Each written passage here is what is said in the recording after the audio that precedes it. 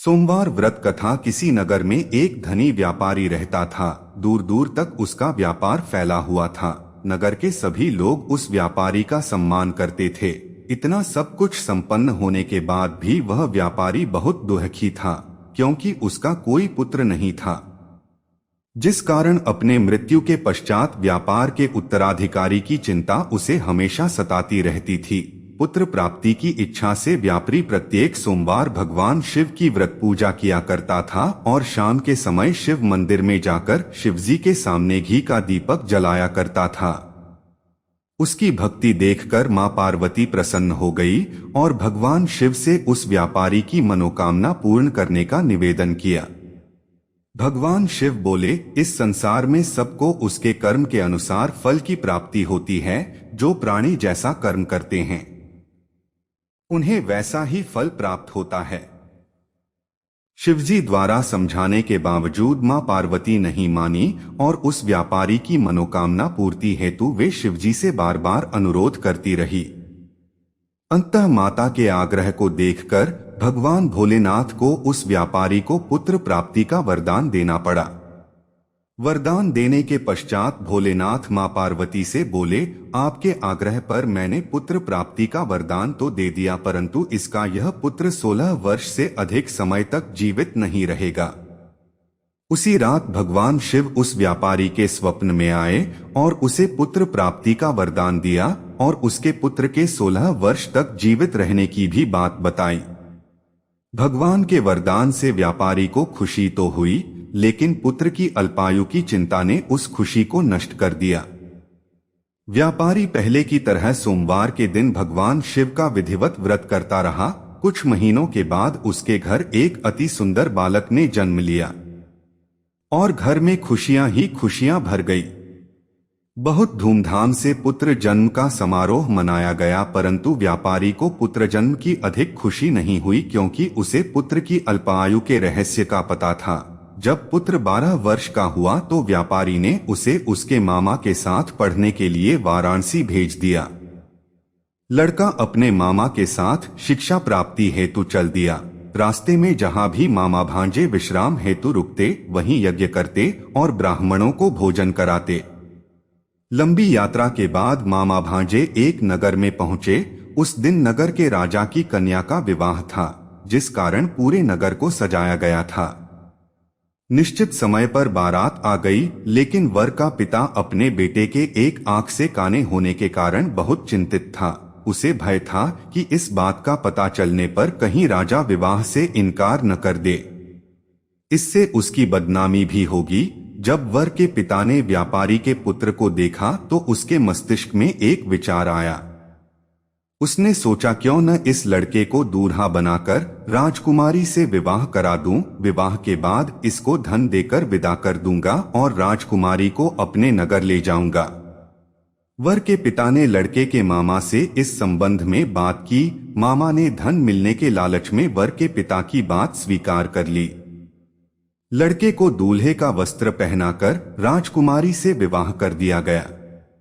राजा ने बहुत सारा धन देकर राजकुमारी को विदा किया। शादी के बाद लड़का जब राजकुमारी से साथ लौट रहा था तो वह सच नहीं छिपा सका और उसने राजकुमारी के ओढ़नी पर लिख दिया, राजकुमारी, तुम्हारा विवाह मेरे साथ हुआ था।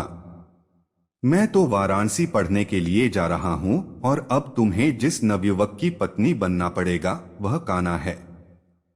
जब राजकुमारी ने अपनी ओढ़नी पर लिखा हुआ पढ़ा तो उसने काने लड़के के साथ जाने से इनकार कर दिया। राजा को जब ये सब बातें पता लगी तो उसने राजकुमारी को महल में ही रख लिया।